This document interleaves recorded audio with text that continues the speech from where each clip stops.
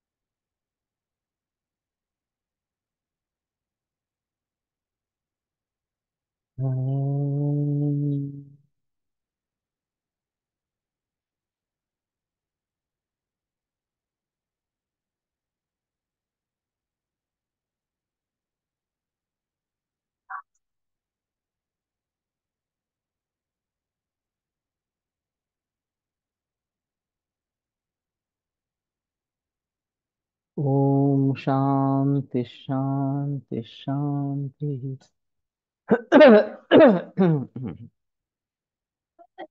लज्जालुस्य क्षमीपत्रा समंगा जलकारिका प्रत्यपादि नमस्कारी नाम्ना खदिरका इत्यपि खदिरकेत्यपि लज्जालुशीतला तिक्ता कषाया कफवित्तचित् रक्ततीर्थम अतिसारम योनिरोगान विनाशयति। ये आसानी से उपलब्ध होती है वास्तव में उतना प्रचलन नहीं है। तो शमी पत्रा जैसे शमी जैसे पत्र है और नमस्कारी ये थोड़ा भी स्पर्श होने पर मिट जाते हैं इस प्रकार से। शीतल तिक्त कषाय कफपित्त का नाश करने वाली रक्तपित्त अतिसार और यौनि रोग इनका नाश करने वाली इस प्रकार की है। नाम से लज्जालु है तो ये शायद त्रिविशिष्ट भावों के लिए अच्छी वनस्पति इस प्रकार की है। अभी जो हार्मोनल इम्बैलेंस का सिलसिला चल रहा है उसमें पुरुष विशिष्ट भाव जो पुरुषों में होने चाहिए वो स्त्रियों में आने के लिए काफी प्रयास किए जा रहे हैं। और हम किसी भी क्षेत्र में पुरुषों से कम नहीं है ये दिखाना ये स्त्री मुक्तिवादी जो अभियान है उसका एक अहम हिस्सा इस प्रकार का है। और काफी क्षेत्रों में महिलाएं घुस गई है जहां पहले कभी उसके बारे में सोचा नहीं था, और सक्सेसफुल भी है, यशस्वी भी है। तो फिर स्त्री विशिष्ट भाव जो है खास करके लज्जा, ये स्त्री विशिष्ट इस प्रकार का भाव, लेकिन उसको काफी मात्रा में हमने त्याग दिया है। और बोल्ड लुक वगैरह वगैरह इस प्रकार के जो कहे जाते हैं, विदेशों से ये शुरुआत हो गई। अब भारत में भी काफी फैलाव, या सभी विश्व भर में फैलाव इसका हो गया है। और फिर उसके जरिए जो अभ्यंतर परिवर्तन शरीर में आ जाते हैं इस प्रकार से, या मानसिक भावों में जो परिवर्तन आ जाते हैं, उसको कैसे देखा जाए, उसको कैसे सुधरा जाए, ये एक अहम मुद्दा है। सुविनय दामले कहते हैं कि साड़ी पहननी है, कंगन डालने हैं, हाथ में कुमकुम तिलक लगाना है। ये सभी जो स्त्री विशिष्ट सूचक भाव है, वो हम बाहर से अगर करेंगे तो आभ्यंतर बदलाव भी आ जाएगा इस प्रकार से। मैन द अननोन, इसमें एलेक्सिस कैरल ने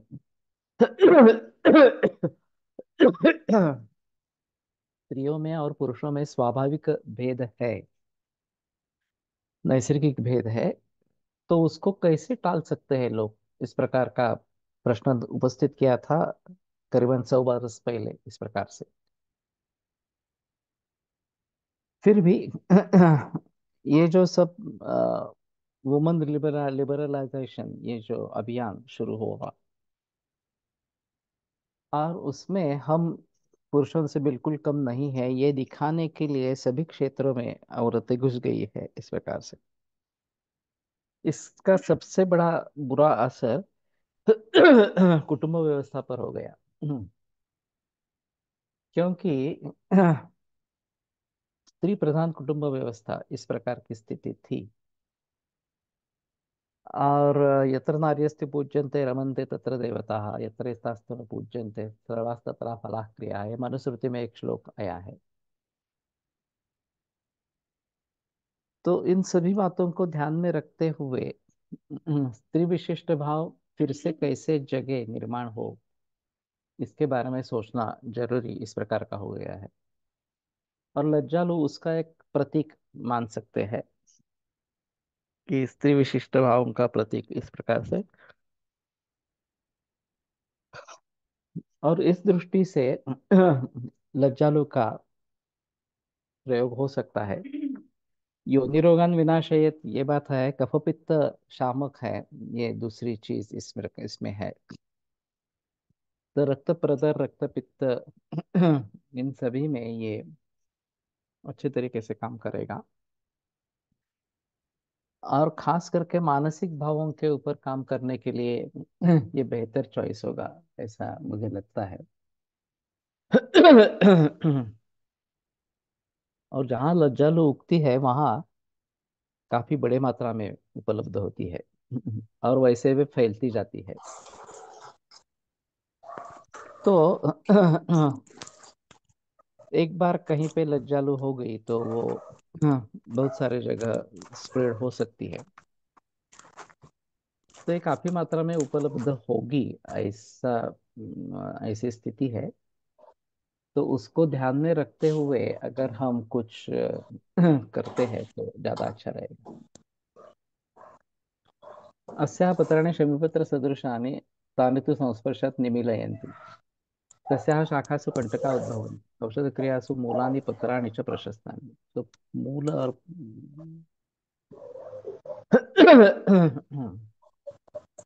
पत्र भी प्रशस्त है, तो ये अच्छी बात है कि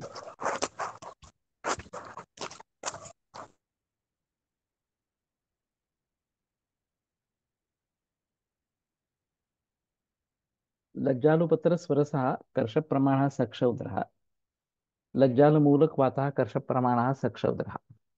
तो पत्र स्वरस भी दे सकते हैं, तो कर पत्र का स्वरस निकाल के लज्जालु कल्प बना सकते हैं, शर्करा शतावरी कल्प जैसा, ज्यादा अच्छा इस प्रकार का रहेगा।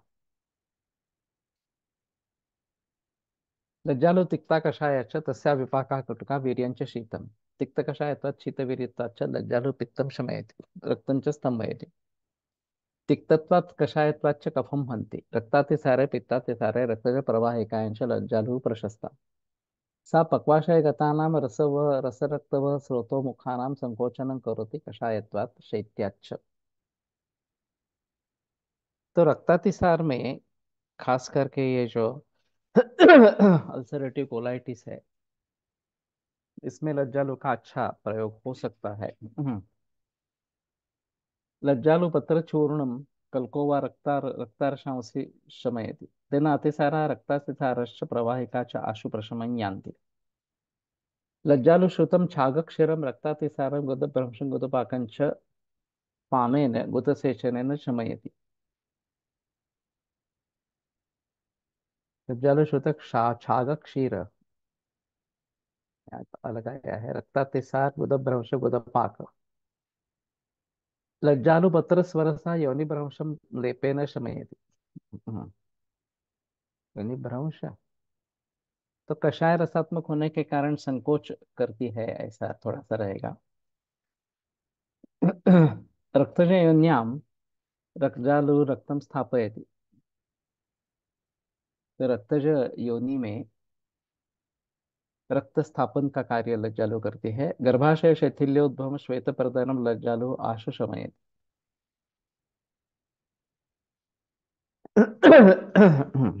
तो ये एक अजीब बात है, लज्जालु गर्भाशय शैथिल्योद्भव और श्वेत प्रदन।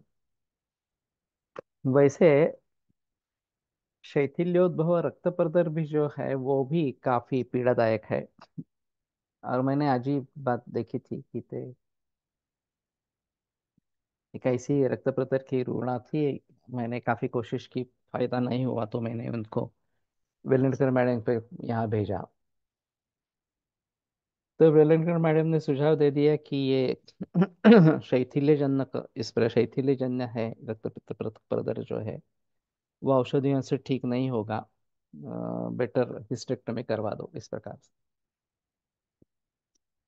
तो मैंने सोचा कि अगर हम स्नायुओं को बलवान करते हैं तो फिर शायद ये कंट्रोल में आ जाएगा। और फिर मैंने पद्मकाष्ठ डिंक, ये जो इनका कॉम्बिनेशन है दातार गुरु जी का, शैथिल्य दूर करने के लिए, और उसके साथ ताप्यादी वगैरह ऐसे कुछ दवाइयाँ वो दी थी, और उसका रक्त प्रदर शांत हो गया। युब्जासन करने के लिए भी कहा था।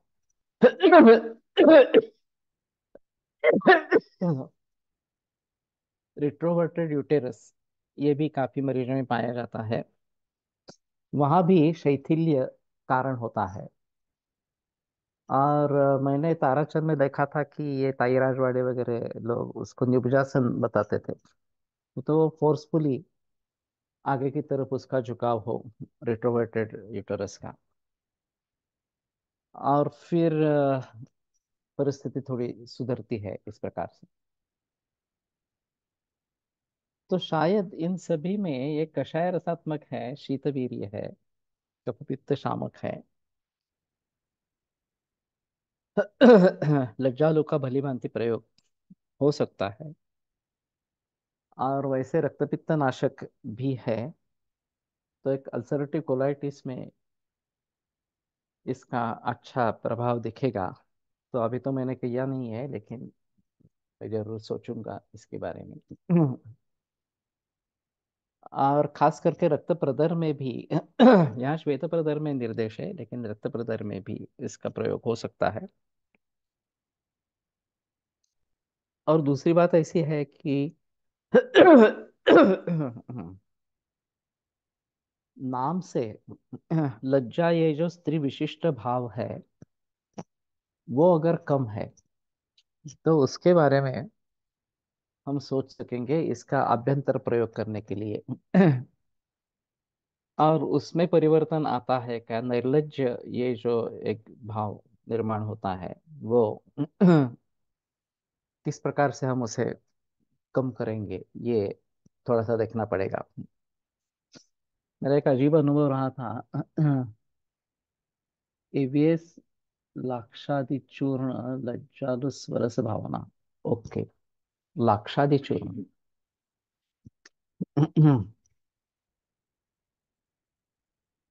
तो ये भी अच्छा है, लाक्षादी चूर्ण।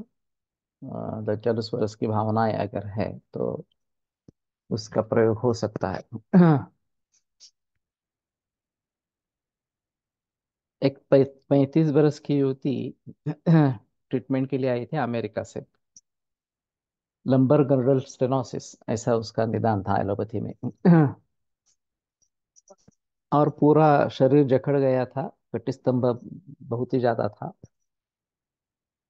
और तीव्र वेदनाएं थी। अच्छे तरीके से खड़ी नहीं रह सकती थी, चलना और मुश्किल था इस प्रकार से। तो शुरू में आई तो सामावस्था थी, और वातव्याधि ऐसा पकड़कर शुरू में लंघन पाचन, फिर कांजी धारा, जरांगा स्नेह स्वेद वगैरह सब की। तो काफी अच्छी इंप्रूव हो गई, और बिल्कुल आम आदमी की तरफ चलने फिरने लगी। वापस चली गई अमेरिका में। लेकिन वहां से जो ईमेल मुझे आ रहे थे वो इसी प्रकार के थे, मुझे अभी भी ठीक नहीं है, मुझे अभी भी ठीक नहीं है, इस प्रकार से। तो मैं चौंक गया, मैंने कहा ऐसा तो नहीं है, तुम तो अच्छे तरीके से सुधर के गई गई थी यहाँ से। तो रीजन ये था कि उसका कोई वहाँ पे ऑर्थोपेडिक सर्जन था जो उसको देख रहा था वहाँ पे, और वो सिर्फ रिपोर्ट को देखता था, मरीज की हालत को बिल्कुल नहीं देखता था। और रिपोर्ट में लंबर स्टेनोसिस है, ये तो ठीक होने वाला नहीं है, ऐसे कह के उन्होंने कह दिया कि इसको मैं व्हील चेयर एडवाइस कर दूंगा, तो आपको कोई तकलीफ ना हो इस प्रकार से। जो व्यक्ति अच्छी खासी तरीके से घूम फिर रही है, उसको व्हील चेयर की क्या जरूरत है। लेकिन ऑर्थोपेडिक सर्जन ने अगर व्हील चेयर एडवाइस कर दिया, तो उसके लिए सभी सुविधाएं उपलब्ध हो जाती है। क्योंकि कार में फिर व्हील चेयर एक्सेस होना है, और पार्किंग लॉट में उनके लिए नजदीकी जगह मिलती है, वगैरह वगैरह इस प्रकार से। तो मैंने कहा कि ठीक है, अगर तुम कहती हो तो मैं अमेरिका आ रहा हूँ। वो डलस में थी। तो मैं डलस से इंडिया वापस आ जाऊंगा, जाना था कैलिफोर्निया में। तो मैं गया वहां पे। तो देखा तो वो तो बिल्कुल अच्छी थी, कोई प्रॉब्लम नहीं थी उसको। और ये सब चल रहा था, ये ऑर्थोपेडिक सर्जन के सलाह के अनुसार चल रहा था कि मैं ठीक नहीं हूँ, मैं ठीक नहीं हूँ, ये लंबर स्टेनोसिस ठीक नहीं होने वाला है, वगैरह वगैरह इस प्रकार से। इन विचारों से वो अपने आप को मरीज समझने लगी थी, इस प्रकार से उसकी माँ भी उसी प्रकार के उसी प्रकार से सोच रही थी। इसमें और एक अजीब किस्सा है। उन्होंने मुझसे, मैं पहुंच गया, वो 7 साढ़े 7 बजे शाम पहुंच गया था वहां पे। तो उन्होंने पूछा कि आप क्या खाएंगे। मैंने कहा जो क्या है वो खाएंगे, ऐसा कोई नौबत नहीं है। बोले सब है, खिचड़ी कढ़ी है, भाकरी पिठल है, और दाल चावल है। हाँ, सब्जियां हैं, जो आप चाहे वो बता सकते हैं। तो मैंने कहा कि इतनी सारी चीजें करने की क्यों जरूरत है। तो बोले नहीं, ये तो हमने 15 दिन पहले ही करके रखा है, और डीप फ्रीज में है, वहां से बाहर निकाल कर माइक्रोवेव में गर्म करके दे देंगे। तो मैं चौंक गया। लेकिन अमेरिका में काफी भारतीय लोग इस प्रकार से करते हैं। विदेशी लोग जो है वो ताजा खाना खाते हैं, लेकिन हमारे लोग इस प्रकार डीप फ्रीज में रख के उसको गर्म करके खाते रहते। तो मैंने कहा कि ये तो गलत बात है, ये आप मत करिए, सब कुछ जो है वो। सुबह हम घूमने के लिए गए। तो वो मेरे साथ आई थी और शॉर्ट पे आई थी। काफी ठंड थी। टेम्परेचर करीबन 10-12 इस प्रकार का था। और फिर भी वो शॉर्ट पे आई थी। और 2 किलोमीटर या उससे भी ज्यादा हम चल पड़े, तो कुछ तकलीफ नहीं हुई इस प्रकार से। लेकिन अभी ये याद आने का कारण वो निर्लज जो भाव बताया।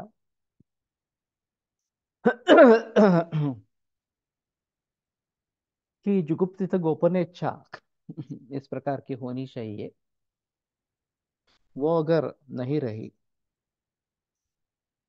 तो फिर पूरे कपड़े पहनने ही नहीं है इस प्रकार से हो जाता है। और इस प्रकार के ठंड में ये भी अजीब बात थी।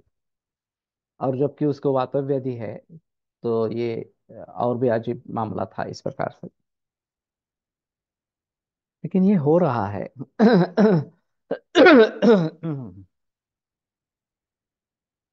और इस प्रकार से अंगों का प्रदर्शन करके क्या साध्य होता है मालूम नहीं। लेकिन उत्तेजना मिलती है पुरुषों को। और उसमें बलि हो जाती है, वो औरत बलि हो जाती है इस प्रकार से।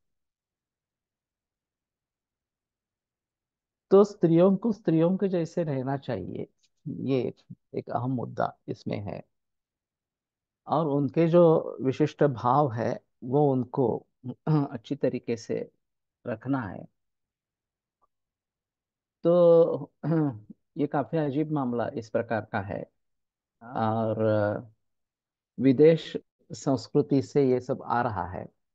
और भारतीय भी उस प्रकार से भी सोच रहे हैं, यहाँ भी और प्रदेश में भी। और इसलिए मुझे लगता है कि स्त्री विशिष्ट भावों को जगाने के लिए लज्जालु काम करेगी। खास करके हार्मोनल इम्बैलेंसेस जिसमें पुरुषी भाव बढ़ रहे हैं, इसमें ये काम करेगी। तो उस दृष्टि से उसको प्रयोग में लेना अच्छा रहेगा। अलम्बुषा खरत्वक्च तथा मेदो गला स्मृता। अलम्बुषा लघुस्वादु कृमिपित्त कफापहा। ये अलम्बुषा नाम कुछ मिलता है नहीं।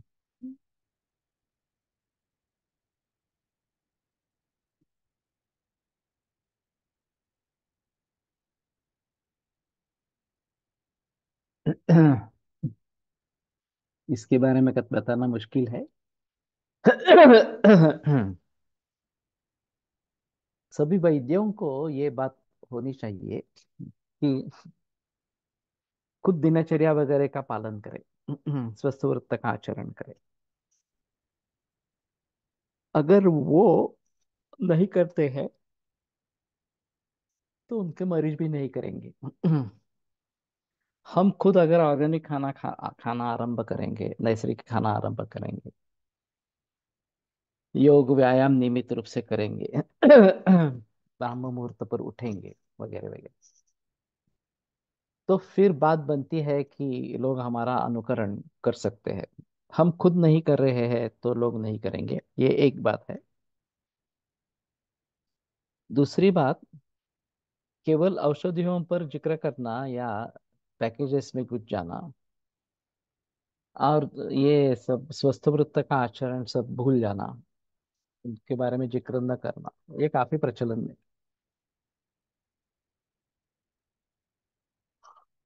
बहुत सारे वैद्य जो शुद्ध आयुर्वेदिक प्रैक्टिस करते हैं वो पूरी हिस्ट्री ही नहीं लेते हैं मरीज की। और जो आहार विहार से संबद्ध कारण है या मानसिक कारण है, उसके बारे में कुछ पता ही नहीं चलता। केवल सिम्टोमेटिक रिलीफ दे देते हैं, सिम्टोमेटिक ट्रीटमेंट दे देते हैं आयुर्वेद की दृष्टि से। और उसमें धन्यता मानते हैं। तो ये बात भी नहीं होनी चाहिए। हमें खुद को पालन करना है स्वस्थ वृत्त का, ये एक अहम मुद्दा इस प्रकार का रहेगा। और दूसरी चीज, रुग्णों को भी उसके बारे में पूछना है। कुछ लोग घबरा जाते हैं कि अगर मैं परहेज बताऊंगा सुबह जल्दी उठो, रात में जल्दी जो जल्दी सो, वगैरह वगैरह इस प्रकार से बातें मैं अगर मरीजों को बताता हूँ तो मरीज को पसंद नहीं आएगा, वो भाग जाएंगे, हमारे ट्रीटमेंट नहीं लेंगे, तो हमारा नुकसान होगा, ऐसा मानते हैं इस प्रकार से। कुछ लोग इस प्रकार के होते हैं, ऐसा नहीं है कि नहीं होते हैं इस प्रकार से। वो उसकी मानसिकता कैसी है उसके ऊपर निर्भर रहेगा। आयुर्वेद में इतने सारे तरीके हैं वैद्य के, इतने सारे विभिन्न प्रकार के वैद्य हैं कि हिस्ट्री लेने में घंटा 1.5 घंटा लगना सामान्य चीज है, और उसके जरिए बहुत समय जाता है। तो ये करने वाले भी वैद्य है, और 1 मिनट में रुग्ण का निदान करके, सो कॉल्ड निदान करके उसको दवा देकर मुक्त करने वाले ये भी लोग हैं। खड़े वाले वैद्य की प्रैक्टिस बम्बई में बहुत अच्छी चलती थी, यहाँ भी अच्छी चलती थी, लेकिन बम्बई में अच्छी चलती थी। वो करीबन एक पूरी हाथगाड़ी इतनी दवाइयाँ हर शुक्रवार को लेके जाते थे बम्बई में। शनिवार रविवार प्रैक्टिस होती थी, और सभी दवाइयाँ पूरी तरीके से बेचकर या देख लोगों को देकर खाली हाथ वापिस आते थे। तो हर हफ्ते में इतनी सारी दवाइयाँ वो बेचते थे, और 1 मिनट में एक पेशेंट हो जाता था। उन्होंने खोखला ऐसा कहा तो इनका खोखला काढ़ा आ गया इस प्रकार से। तो सिम्टम्स के मुताबिक प्रैक्टिस चलती थी, और फिर भी वो बहुत अच्छा कमाते थे। हम शास्त्रीय पद्धति से व्यवहार करके पूरी जानकारी लेके दवा देने वाले लोग हैं, वो दिन भर में एक 3-4 नए मरीज, एक 15-20 पुराने फॉलोअप के मरीज इस प्रकार के देखते हैं, और उसी में संतुष्ट होते हैं। ये सैकड़ों में मरीज देखते हैं। ऐसा होता है कि कुछ मरीजों को फायदा नहीं होता, वो छोड़ जाते हैं, लेकिन फिर भी फायदा होने वाले लोगों की संख्या भी बहुत है, और ये मानने वाले लोगों की संख्या भी बहुत है कि बस और कुछ नहीं करना है, जाकर दवा लेनी है, बाकी आयुर्वेद के तत्व ज्ञान से क्या लेना देना है। स्वस्थ वृत्त का आचरण वगैरह कहाँ पे कैसा करना है, कुछ संबंध नहीं है इस प्रकार के। तो ये बातें जरूर ध्यान में रखनी पड़ेगी। महादेवन सर की मृत्यु बहुत कम उम्र में हो गई है। आयुर्वेद चिकित्सक की अकाल मृत्यु से संशय उत्पन्न होता है कि क्या यह अकाल मृत्यु है, या वैद्य अपने जीवन में स्वयं आयुर्वेद पालन नहीं करता। दूसरी चीज मुझे ज्यादा अच्छी लगती है कि पॉसिबल है इस प्रकार से।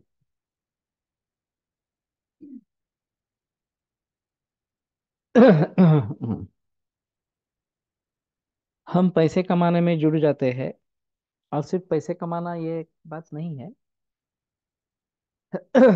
चैलेंजिंग मरीज आते रहते हैं, उनमें हम व्यस्त हो जाते हैं, और फिर मानसिक तनाव बढ़ते रहते हैं, और फिर दिनचर्या वगैरह का कोई संबंध नहीं रहेगा। बहुत सारे वैद्य इस प्रकार के हैं कि जो खुद स्वस्थ वृत्त का पालन नहीं करते, अच्छे वैद्य है। और फिर जब नौबत आ जाती है, तो अगर उन्हें कोई मिलेगा इस प्रकार से कि जो मूल रूप से उनको सुझाव दे, दिनचर्या बदलना, बदलाव में सुधार दे, सुझाव दे इस प्रकार से, तो ही बात हो सकती है। अगर हम भी एलोपैथी के जरिए सिम्टोमेटिक रिलीफ में चले जाते हैं, और सिम्टोमेटिक रिलीफ को ही ट्रीटमेंट मानते हैं, तो मुश्किल मामला है। और इसलिए सभी वैद्यों को पहले अपने तरफ ध्यान देना है। अभी ऋषिकेश में तरह की एक पोस्ट आई है, किसके ऊपर निर्भर है मालूम नहीं है, लेकिन वैद्यों को अपना स्वास्थ्य बनाने के लिए सजग होना चाहिए, स्वास्थ्य रखने के लिए सजग होना चाहिए, इस प्रकार का बताया है उसने। उसकी खुद की दिनचर्या कैसी है ये देखना जरूरी इस प्रकार का होगा। तो अगर हम खुद नहीं करेंगे तो लोग हमारा अनुकरण बिल्कुल नहीं करेंगे, और क्यों करें। तो इसलिए जरूरी है कि हम अपनी तरफ ध्यान दें, अपने सेहत के तरफ ध्यान दें, और स्वास्थ्य बना रहे, इस प्रकार से कोशिश करते रहे। ये एल महादेवन की मृत्यु बहुत ही दुखद है, इसमें संदेह की बात नहीं। उनके माता पिता की भी मृत्यु हो गई और फिर उनकी भी मृत्यु हो गई।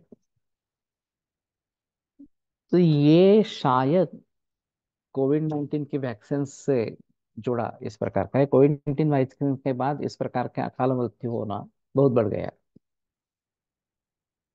विनोद डोंबे की केस उसी प्रकार की, उसकी तो उम्र और भी कम थी इस प्रकार से। तो हमें इसमें सजग होना, ये बहुत जरूरी इस प्रकार का होगा। अलम्बुशा नाम से कुछ मिलता है नहीं मिलता है मुझे पता नहीं है, तो इसको आगे बढ़ेंगे।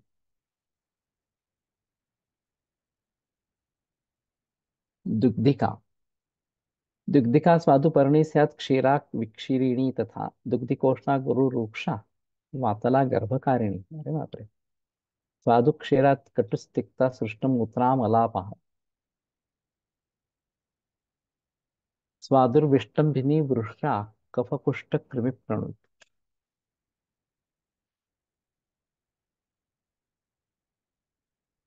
ये विचित्र प्रत्यय रब्द द्रव्य दिखता है।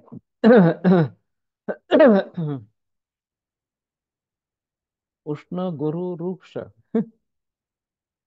वातल, और फिर भी गर्भकारिणी इस प्रकार की है। स्वादुक्षरा कटुस्तिक्ता, ये क्षीर बढ़ाने के लिए भी प्रयोग में लाते हैं। ये बिल्कुल छोटा क्षुप होता है, वो काटने पर दूध निकलता है उसमें से। सृष्टमूत्र मलापहा, सृष्टमूत्र और मल दूर करने वाली इस प्रकार की। और फिर विष्टम्बिनी भी बताई गई है। मधुर है, वृष्य कफकुष्ठ कृमि प्रणुत।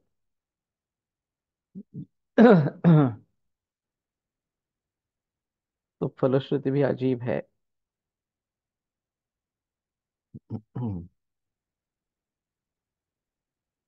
ये गोवा फड़के की किताब में है क्या दुग्ध का?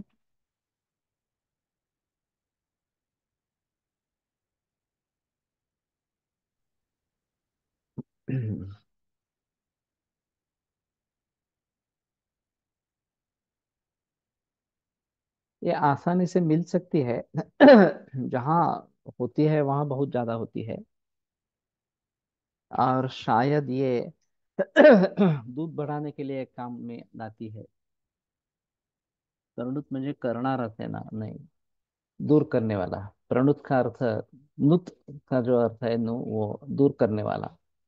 तो कफ पुष्ट कुष्ठ कृमि इनका नाश करने वाली इस प्रकार की है।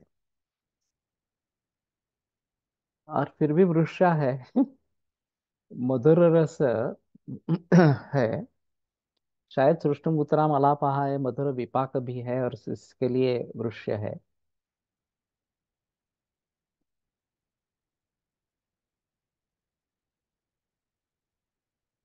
वातल है, इसलिए विष्टम्भिनी इस प्रकार की होगी।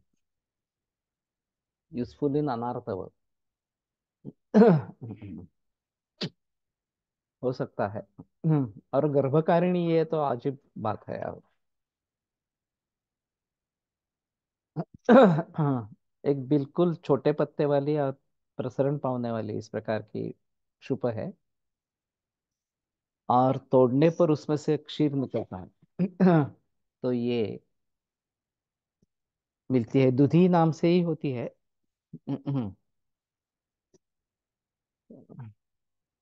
नॉट देयर इन जी करके बुक। तो मुझे भी लगा कि नहीं होगी। तो ठीक है, एक विचित्र प्रत्यय रब्द द्रव्य समझकर करना उचित इस प्रकार का रहेगा। मधुर है फिर भी वातल है क्योंकि रूक्ष है। उष्ण है, गुरु है। तो ये दो गुण वात के खिलाफ है वास्तव में। इन श्वास 10 ग्राम कल्क विथ हॉट वाटर रिसेस श्वास वेग।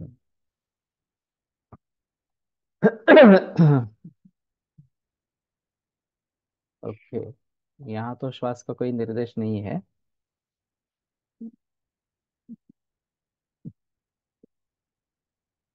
तो ठीक है, थोड़ा विंशुदंश शूलहर आहे। इसमें भी विषय का भी निर्देश नहीं है, लेकिन ठीक है, अगर बिच्छू के दंश में उपयुक्त है, शूलहर है तो अच्छी है। नागार्जुन म्हणजे दुग्धिका का। अनार तो में कैसे यूज करें? पत्र का सरस ही ठीक रहेगा। पंचांग का। इन कीटक दंश लेप टोल्ड। ओके। नागार्जुनी तो मालूम नहीं है मुझे, ये दुग्धिका है या नहीं है। तो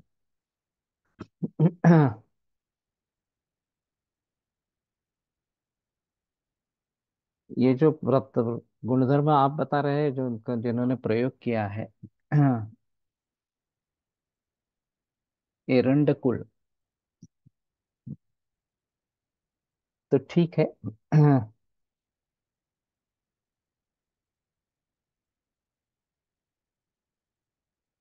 देशपांडे। ये देशपांडे की किताब एक अजीब है। यशस्वी औषधे, निधे देशपांडे। पलित में यूजफुल।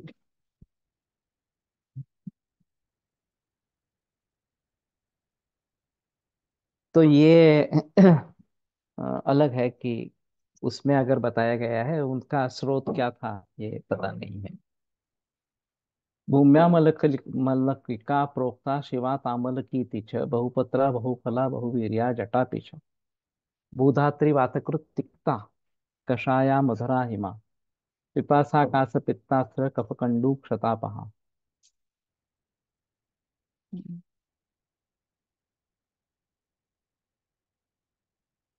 हाँ, ये सही लगती है।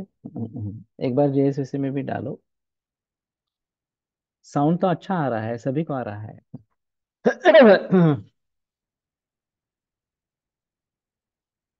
बाकी लोगों को आवाज आ रही है? हो, हा येत आहे सर, व्यवस्थित आवाज आहे. Okay okay. यस। तो रिजॉइन करो। तो भूम्या मलक की एक अहम वनस्पति है। तो शिवा तामल की, भूधात्री,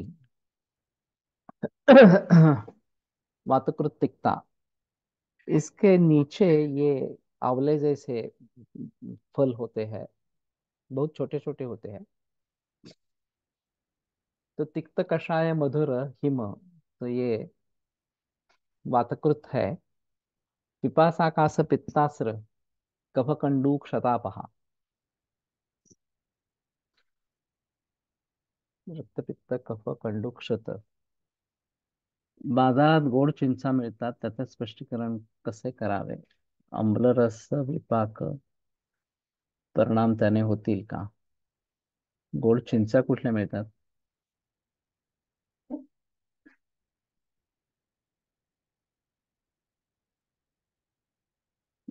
गोदान विलेज, इन विलेज बोलते हैं। मुखपाक में अच्छा यूज, परदेशी थाईलैंड। ये तो और अजीब है।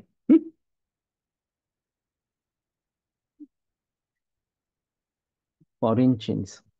हाँ हाँ। ये मीठी है, इसमें मुझे नहीं लगता अम्ल है इस प्रकार से। तो उसके गुणकर्म अलग ही होंगे। और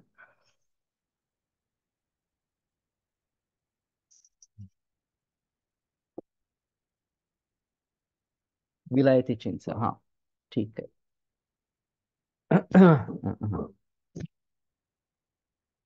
तो इसमें कामला का कहीं संदर्भ नहीं है। भूमा मल के अभी प्रचलन में ज्यादा है वो कामला के लिए है। और खास करके हेपेटाइटिस बी पॉजिटिव अगर है तो इसके ऊपर कुछ मॉडर्न मेडिसिन में रिसर्च हुआ है।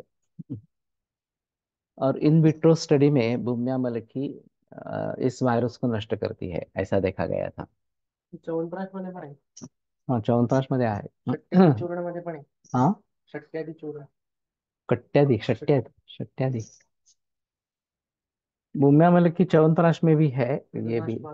हम्म विधवा चिकित्सा विधवा चिकित्सक शक्त्यादी चूर्ण एक है री, शक्त्यादी हिदमा चिकित्सा में शट्यादि चूर्ण है उसमें भी भूम्या मल की है। तो इन विट्रो स्टडी ऑफ भूम्या मल की for hepatitis B virus has proven that it kills hepatitis B.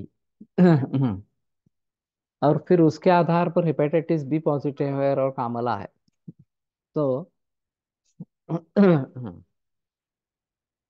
ये अच्छे तरीके से काम करती है।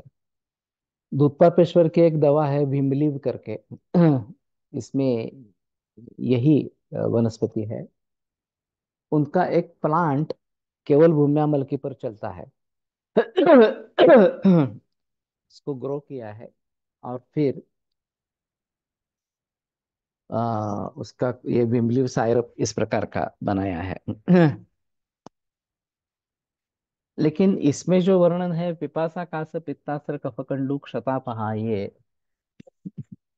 अलग ही है इस प्रकार से। ये गोवा फड़के की किताब में होगी। लेफ्ट टोल्ड इन अस्थिभंग। हम्म।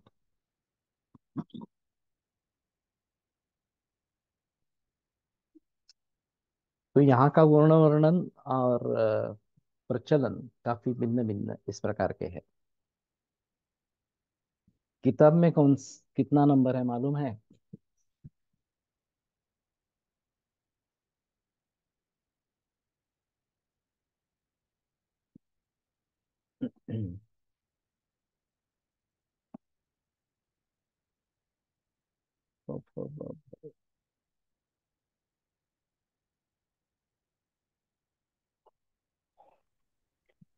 Page number 271, drug number 100. 100 okay.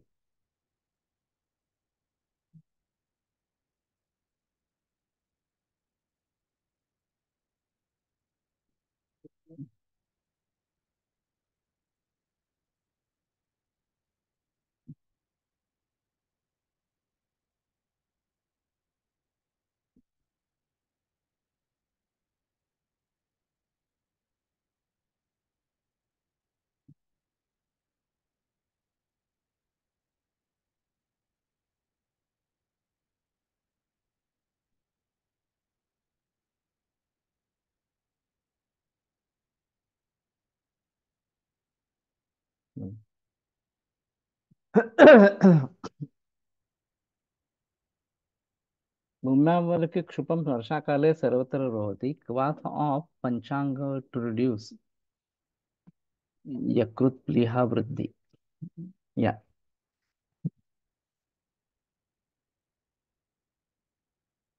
धात्रीपत्रवत् तस्याः पत्राणि सन्ति पर्णस्य अधोभागे धात्रीफलानां पङ्क्तिः दृश्यते तानि फलानि अति लघूनि धात्रीफलसदृशानि च पञ्चाङ्गम् उपयुक्तं भवति। भूम्यामलकचूर्णं 20 गुंजा प्रमाणम् एक कर्ष प्रमाण भूधात्री सिद्ध घृतम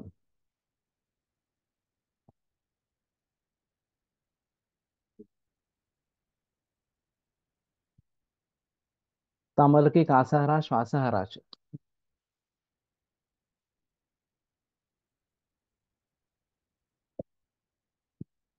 भूधात्री कषाय मधुरा च तस्या विपाकः कटुका वीर्यञ्च शीतम् तिक्तकषायत्वात् शीतवीर्यत्वात् च भूधात्री वातं वर्धयति। तथा च पित्तं कफं च नाशयति। कषाय तिक्तरसत्वात् शीतत्वात् च भूधात्री रक्तं प्रसादयति स्तंभयति च।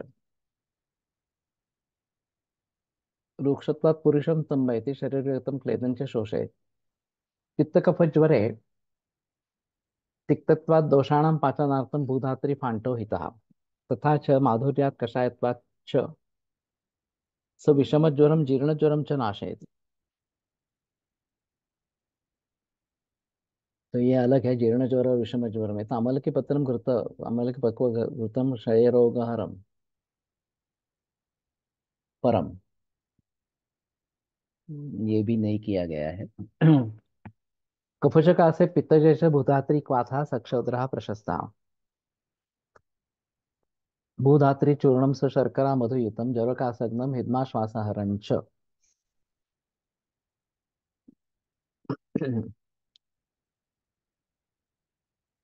भूतात्री शरीरगतं क्लेदं पाचयित्वा प्रमेहस्य शमनं करोति।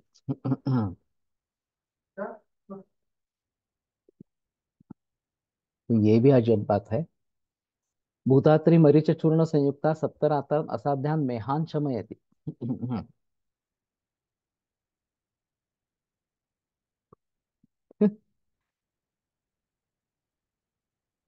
असाध्य में तो वातज में है, और ये वातल है।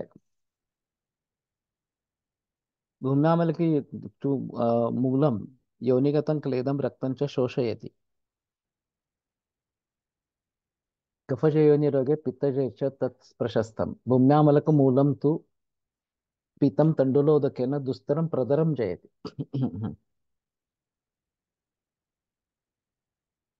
तो ये काफी अलग अलग रोगों में है।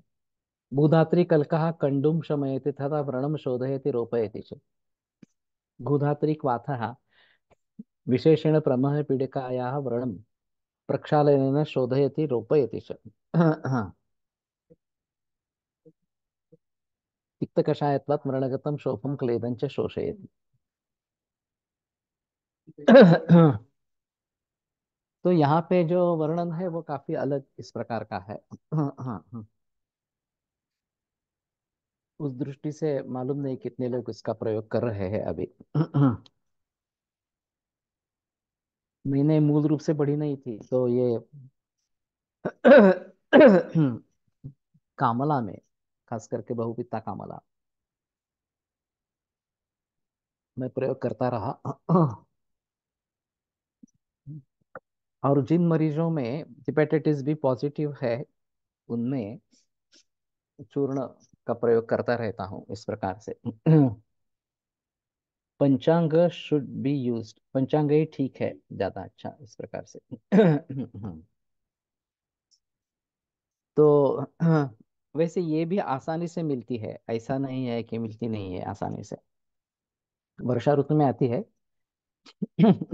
और फिर काफी दिन तक रहती है। च्यवनप्राश में भी है। तो हम च्यवनप्राश में ताजा ही इस्तेमाल करते थे, अभी ये मिलना काफी मुश्किल हो गया है।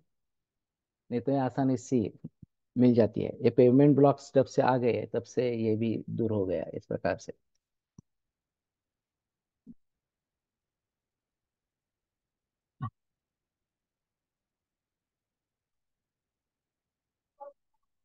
ब्राह्मी मंडूकपर्णी। उचल. तर मला आज वेळ होणार नाहीये खरं, त्याला मी आज म्हणलं होतं ते सांगून टाक.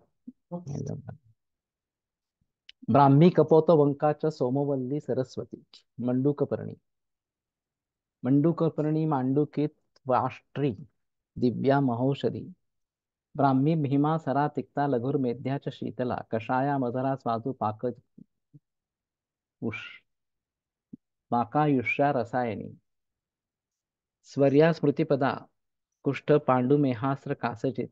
विषश्रोथ हरि, विषश्रोथ हरि, विषश्रोथ ज्वर हरि तन्वन मंडूक परिणीनी. तो इसमें काफी बहस हो चुकी है कि मंडूक पर्णी और ब्राह्म्य अलग है या एक ही है। और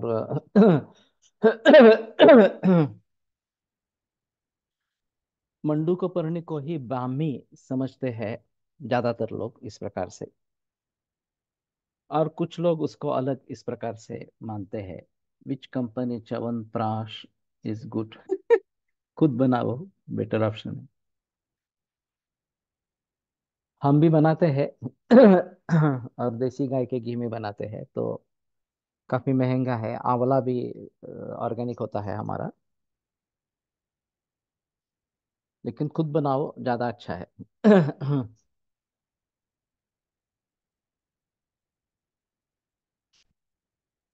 तो मंडूकपर्णी और ब्राह्मी दोनों के गुण एक जैसे बताए गए हैं, तद्वन मंडूकपर्णी नहीं, इस प्रकार से। तो एक बीएचयू का मैंने एमडी का रिसर्च देखा था, और टाइटल में how many abortions you have created by using mandukaparni in place of Brahmi, इस प्रकार से कुछ था। तो मैं थोड़ा सा चौंक गया था कि ये मंडूकपर्णी से गर्भस्रावपात होता है, ये पहली बार मैंने सुना इस प्रकार से। अब ये काफी पुरानी बात है, करीबन 30 35 बरस पुरानी बात है। मैंने वो देखा नहीं, पूरा रिसर्च, फिर पूरा थीसिस नहीं देखा। और यहाँ पे तो मंडूकपर्णी और ब्राह्मी दोनों एक जैसे गुण और कर्म वाले हैं, ऐसा बताया है। और जल ब्राह्मी करके थोड़े जिसके पृष्ठ पर्ण जो है वो ज्यादा क्या बोलेंगे, जाड़ इस प्रकार से, या पुष्ट इस प्रकार के होते हैं। और मंडूकपर्णी जो है वो दत्तुर जैसे विशिष्ट उसका आकार है पर्णों का। और फिर उसी को ब्राह्मी समझकर काफी लोग उसका प्रचलन करते हैं इस प्रकार से। वैसे ये जल ब्राह्मी आसानी से नहीं मिलती है। प्रभाव उन्माद एंड अपस्मार नाशक, ये ब्राह्मी का है इस प्रकार का। वहां पे ब्राह्मी काफी अ, बताई गई है। तो लघु मेध्य इस प्रकार की है, शीतल है। कषाया मधुरा स्वादुपाका आयुष्या रसायनी, ये भी एक अच्छी बात है। स्वर्या स्मृति प्रदा, स्वर्य है स्मृति देने वाली है। कुष्ठ पांडु महिहास्त्र का सजित, कुष्ठ पांडु महिहास्त्र का सजित। विशेषोथ ज्वर हरि तद्वन मंडूक पर्णी। ते गुण कर्म काफी अच्छे इस प्रकार के हैं। ब्राह्मी को तो हमने पढ़ लिया है, मंडूक पर्णी अलग रूप से। गोवा फड़के की किताब में आई है क्या?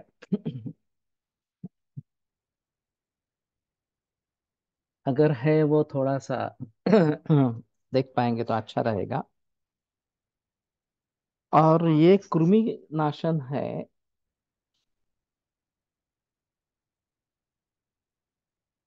तो इसके अपूप बना के खिलाते हैं कृमि कोष्ठ को दूर करने के लिए, इस प्रकार से।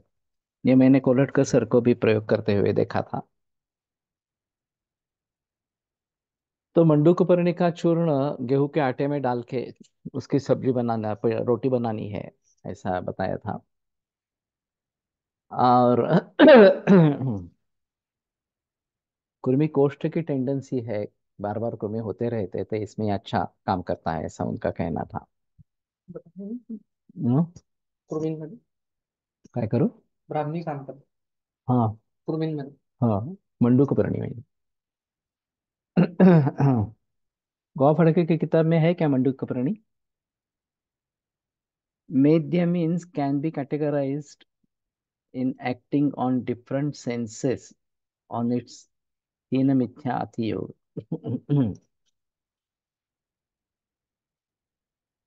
हाँ, ये काफी मुश्किल मामला है। प्रज्ञा, मेधा और बुद्धि, इनके बारे में स्पष्टता लाना काफी मुश्किल इस प्रकार का काम है। ग्रंथाकर्षण शक्ति ही मेधा, इस प्रकार का मेधा के बारे में बताया जाता है।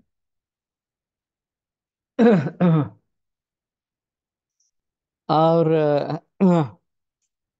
ग्रंथाकर्षण शक्ति ये एक अलग इस प्रकार की क्वालिटी है कि पढ़ते पढ़ते तुम्हें जो उसमें से समझना चाहिए वो समझ पाते हो इस प्रकार से।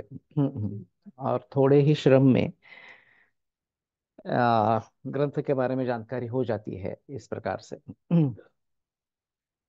और मेध्य रसायन इस प्रकार का भी बात बता है, सम वैद्य यूजिंग मंडूकपर्णी इन थायराइड, थोड़ा अलग है।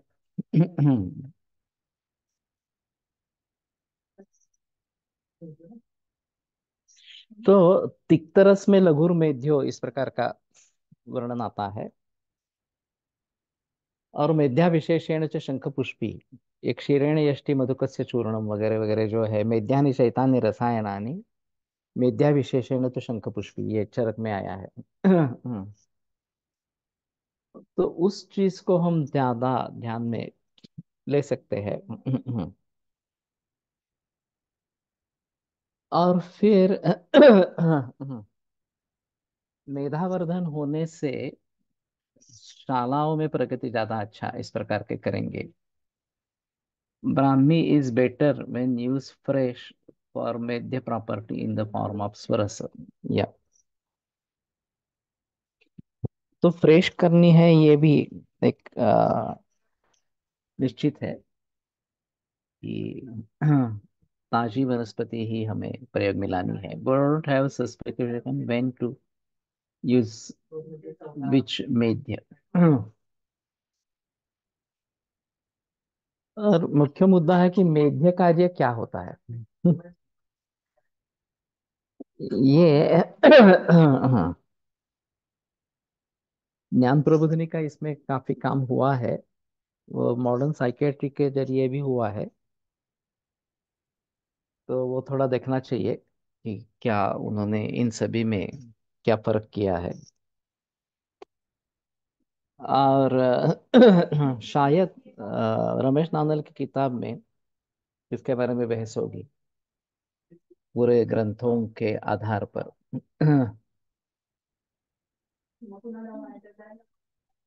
मंडूकपर्णी प्रभाव मेध्य। अगर मंडूकपर्णी और ब्राह्मी के दोनों के गुणकर्म एक जैसे है, तो यहाँ भी पहले मंडूकपर्णी बताई गई है,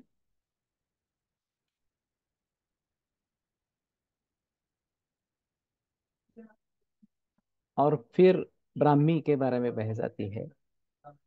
वर्ण या शब्दाने वर्णमालेतील वर्ण उदान, क्या वर्ण म्हणजे रंग हा अर्थ घ्यायचा आहे। जनरली वर्ण का अर्थ रंग इसी प्रकार का ही लिया जाता है।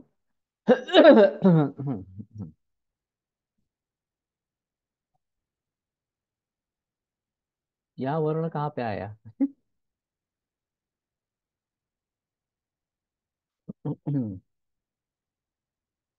मंडू का परिणय नॉट इन पढ़ बुक।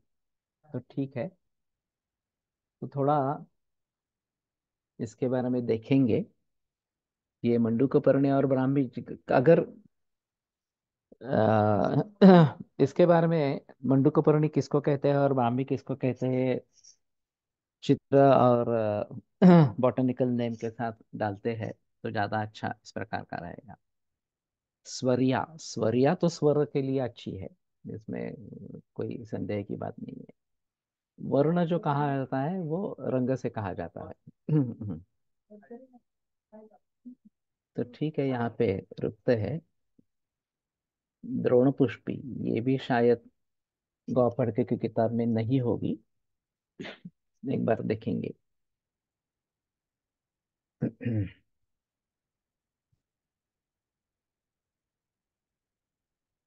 आयुर्वेद प्रकांड निगदित इह हि शल्यतंत्र प्रधान, शिष्येभ्य शाश्वतोऽयं निखिल जन कृपा व्याप्त चित्तेन येन आयुर्वेदस्य वाञ्छन् पुनरपि भुवने ताञ्च सुष्ठु प्रतिष्ठां श्रेष्ठं धन्वन्तरिं तं प्रणमति च सदा वैद्यवर्गो हि नूनम्, वैद्यवर्गो हि नूनम। डिलेट स्पीच में तो है, सारस्वत चूर्ण वगैरह आते हैं योग, तो ये वाक् शुद्धिकरण चूर्ण भी है, ये भी एक अलग है। अम्म,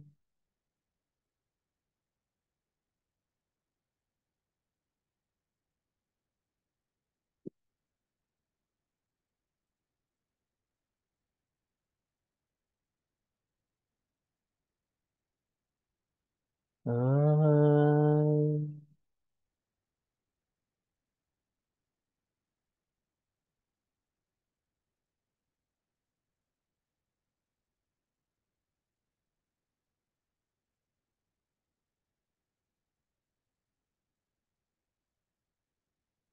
अम्म,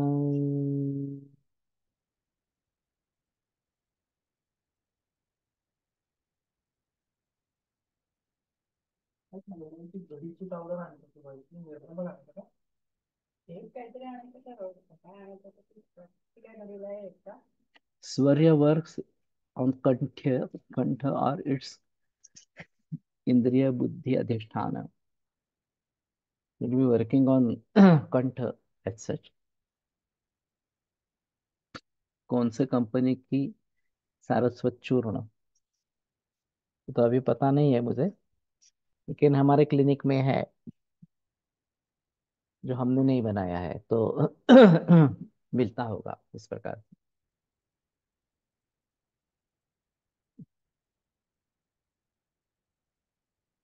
ABS, okay. Tablet Baidyanath available, okay.